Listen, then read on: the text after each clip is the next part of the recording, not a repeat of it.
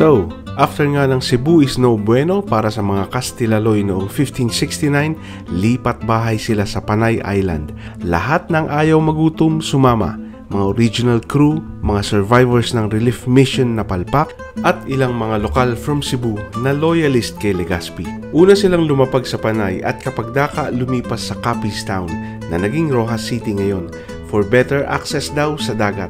Idineklara nilang bagong kapital ng mga Kastila ang Panay.